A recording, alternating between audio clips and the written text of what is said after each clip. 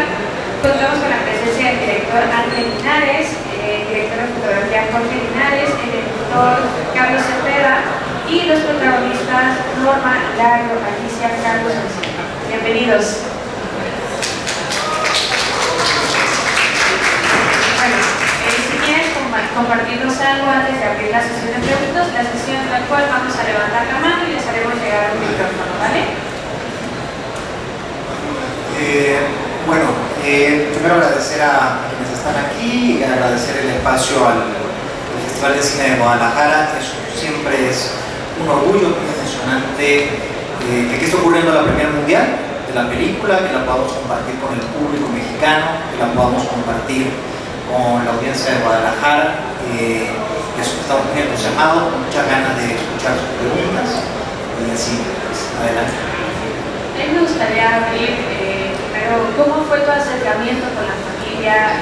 ¿Cómo fue todo este proceso? Dijiste al principio que fue algo que te llevó varios años, después platicar un poquito. Sí, yo conocí a la familia Messino en el año 2012,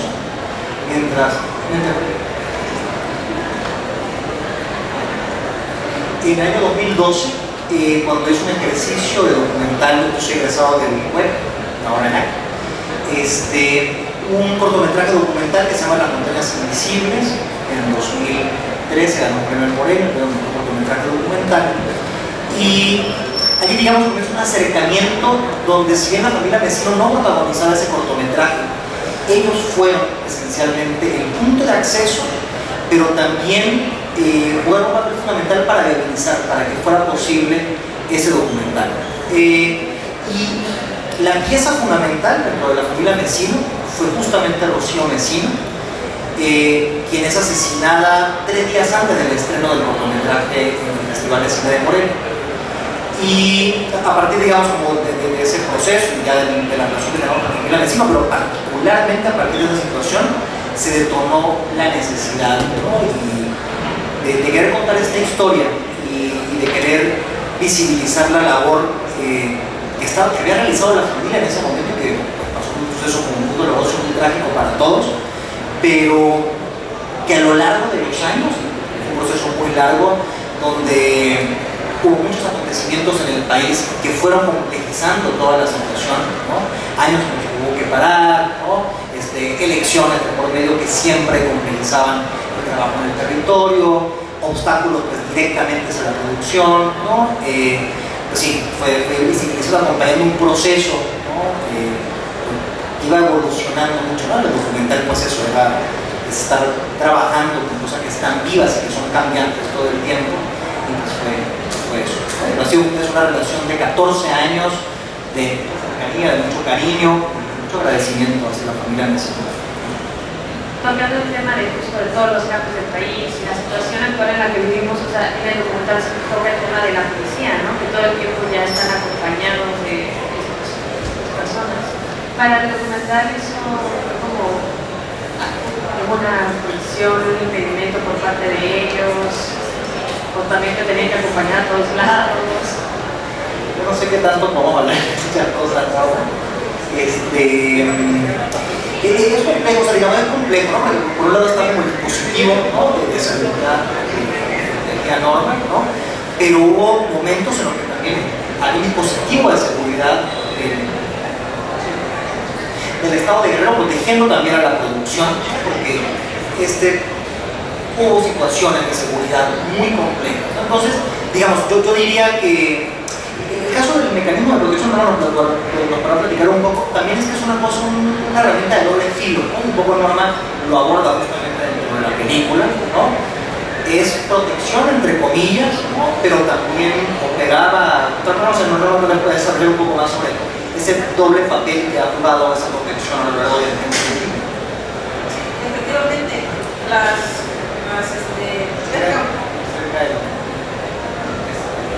las medidas cautelares a la familia Messino y principalmente a mi persona fueron en el 2014, un año después de que asesinaron a mi hermana Rocío, porque pues había la amenaza, no solamente de manera palpable, sino que había amenaza digital, había amenazas a través de correo electrónico, y es por eso que porque después de una visita a una reunión en Ginebra, Suiza, con el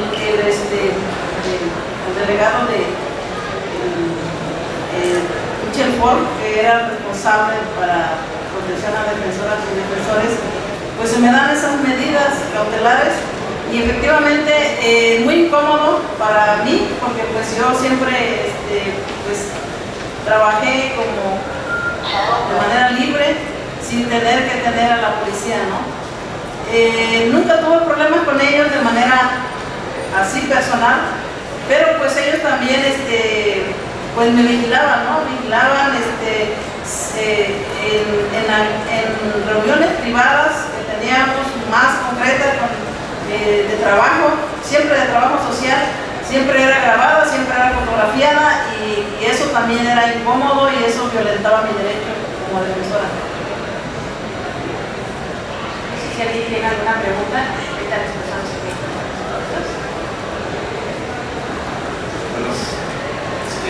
Soy Francisco Bernal, yo tengo un cineclub aquí en Guadalajara y participo también en el Festival de Cine en Tequila.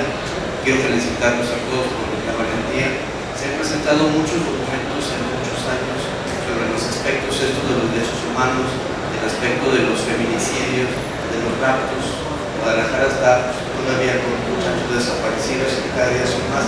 Yo sí quisiera que este documento no se quedara en otra parte, sino que se esté exhibiendo para que la gente lo esté viendo más y más y más. En algún momento los quiero contactar para llevarlo al Festival de Cine de Tequila y también hacer difusión en los cineclubs de Guadalajara y en todas partes, porque hace falta comunicar a la gente este tipo de eventos en donde veamos la otra cara de lo que pasa en este país. Felicitaciones a todos.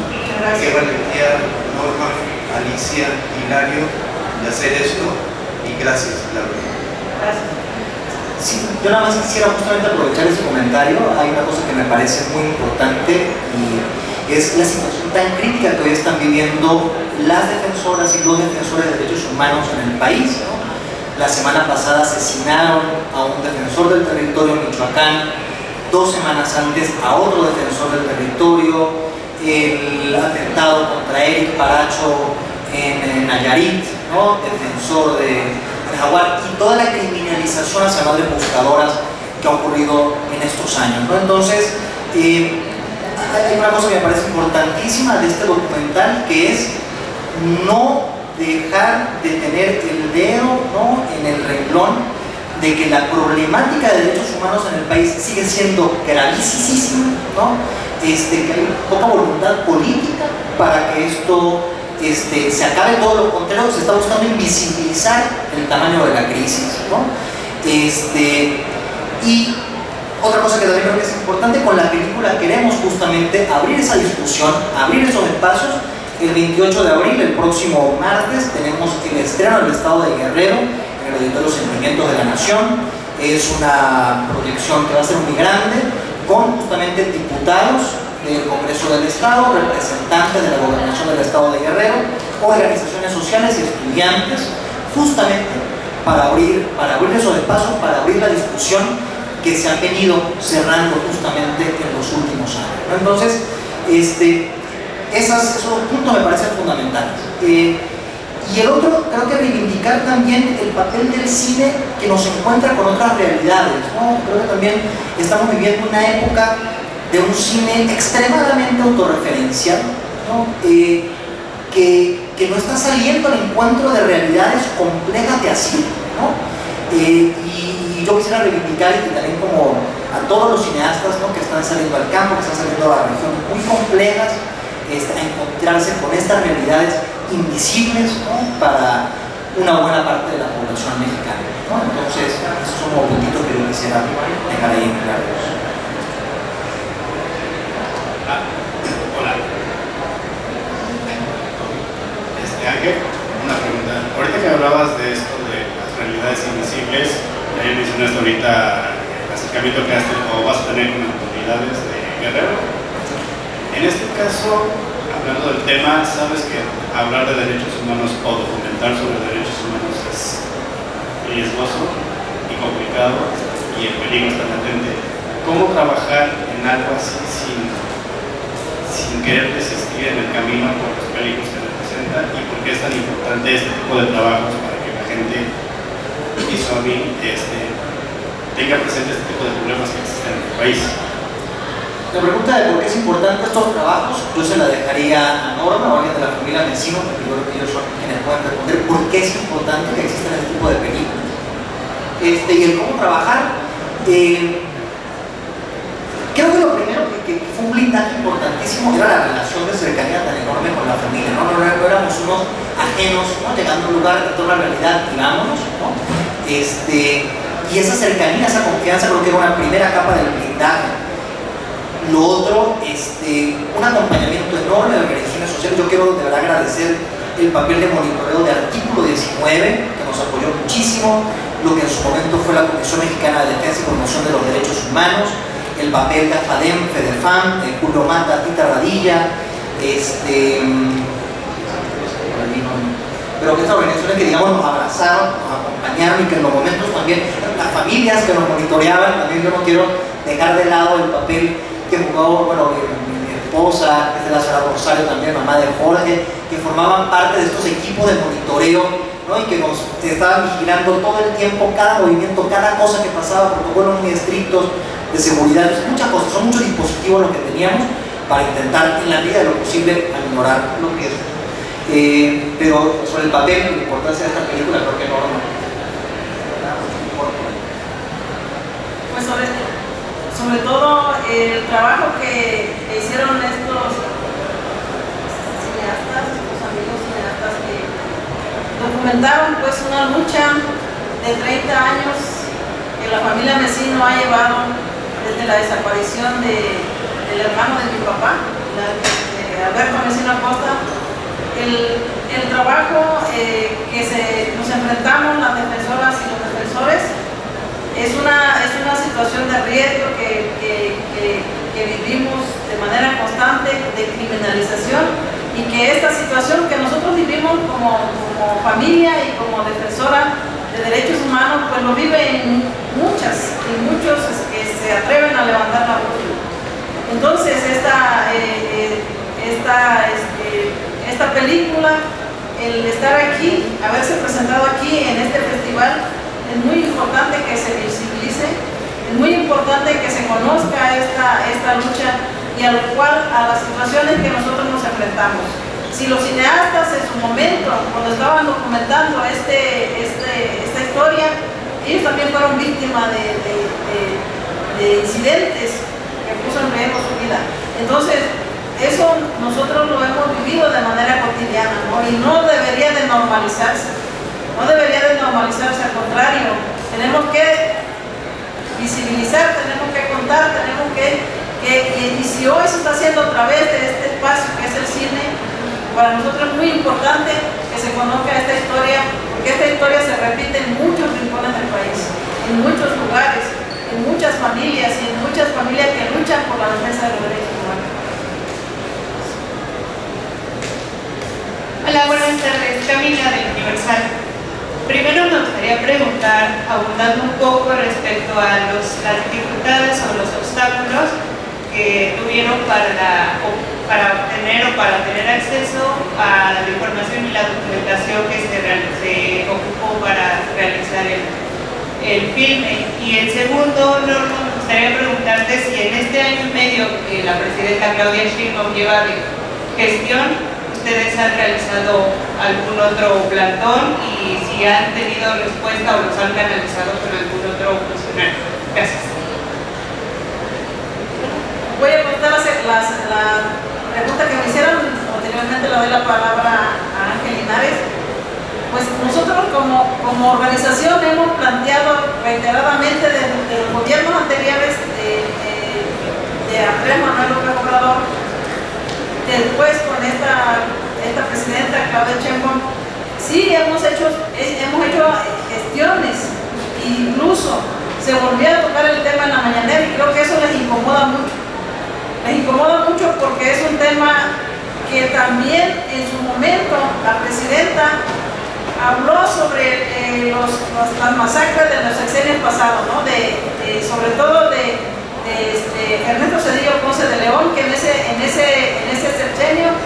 hubieron 3 masacres muy marcadas, ¿no? Acteal, se dio la masacre de Aguas Blancas y se dio la masacre del Bosque, en el sexenio de Ernesto Zedillo.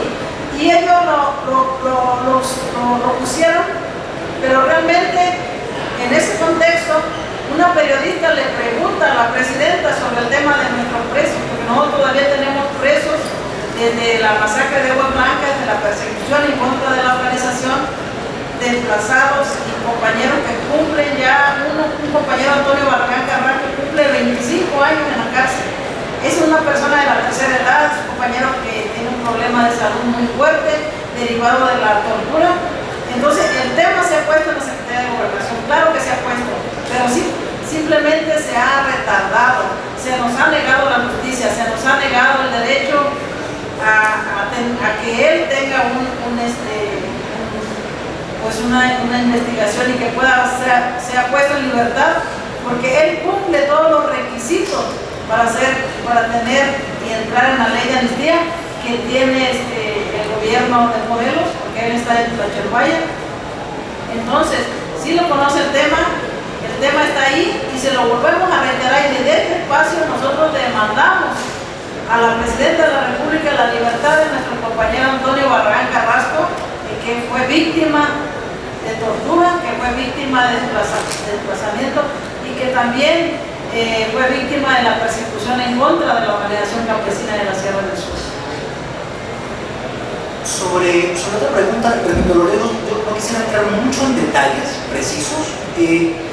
Yo lo que quisiera plantear es: Guerrero sigue siendo hoy un lugar, digamos, una serie de factores y de elementos que ponen en riesgo al ciudadano común, ¿no? Y ya no se diga justamente a las personas que realizan cualquier tipo de activismo, ¿no?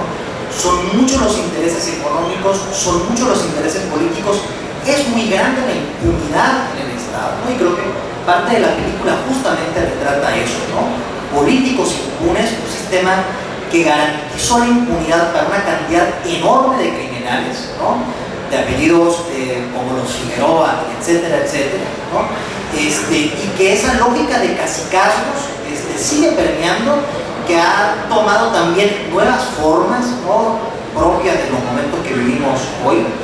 Y eso sigue siendo un Estado con muchísima impunidad que un poco abre, ¿no? Espacio para que pueda pasar cualquier cosa, ¿no? Y para que la vida no se le dé el valor que debería tener y que no tenga la dignidad que debería tener, como justamente Norma plantea, ¿no? hacia el cierre del largometraje. Entonces, eso, creo que hoy es importante decir: Guerrero sigue siendo hoy, ¿no? un Estado con muchísimos desafíos para todos.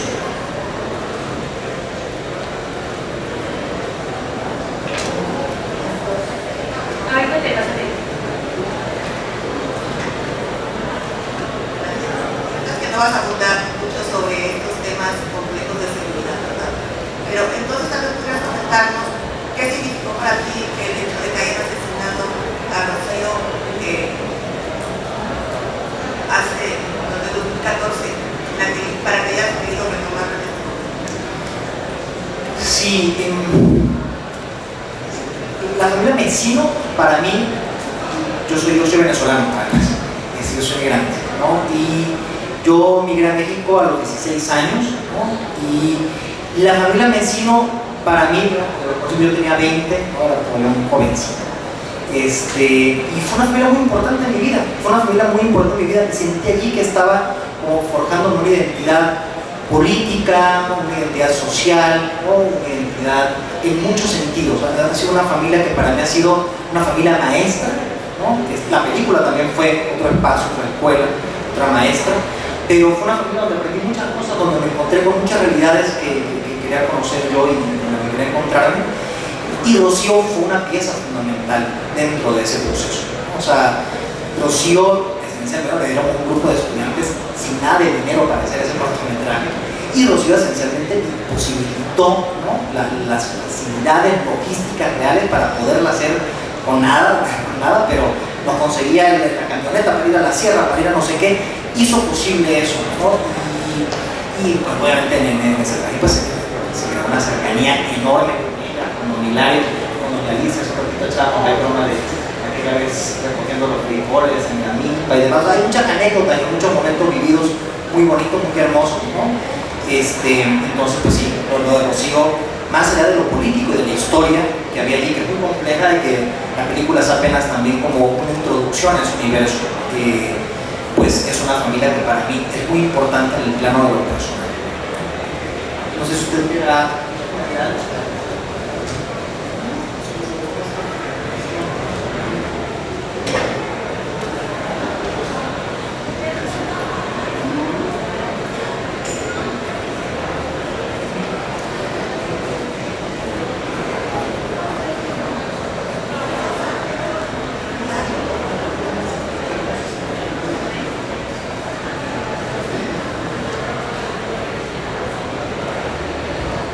Bueno,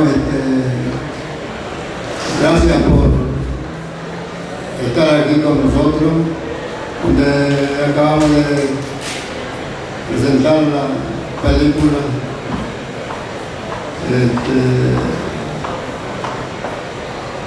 La misma sangre,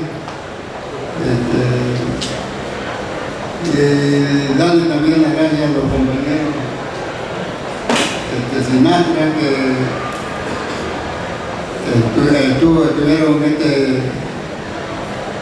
estuvieron en Atoyán viendo todo el problema que teníamos la organización campesina de la Sierra del Sur, y que pues él se dio cuenta cómo está la política ya. Hay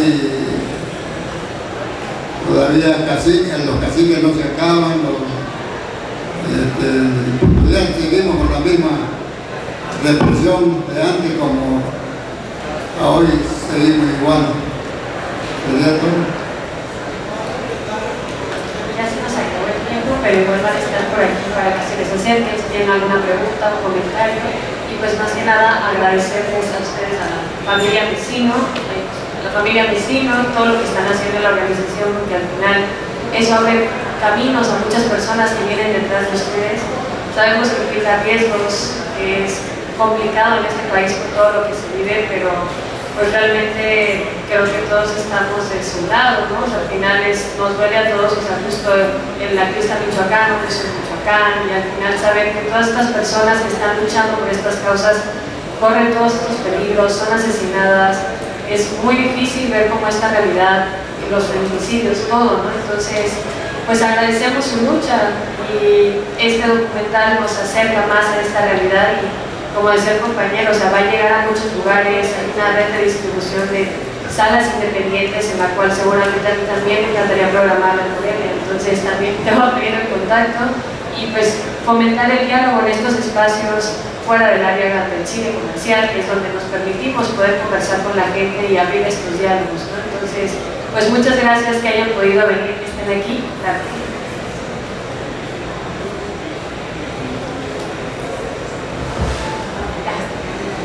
Yo solo añadir una cosita y que me parece muy importante, porque en este país se habla mucho de la lucha, ¿no? y de la resistencia y demás, y creo que al final, ¿no?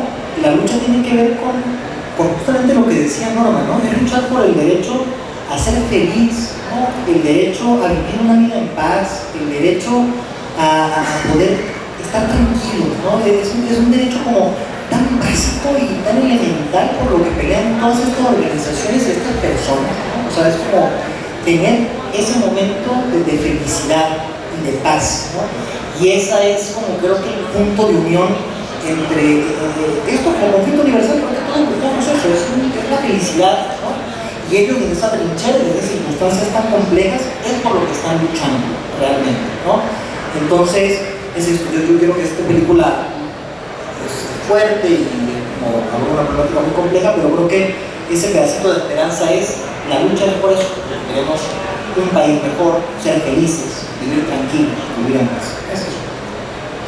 Muchas gracias. Gracias a todos.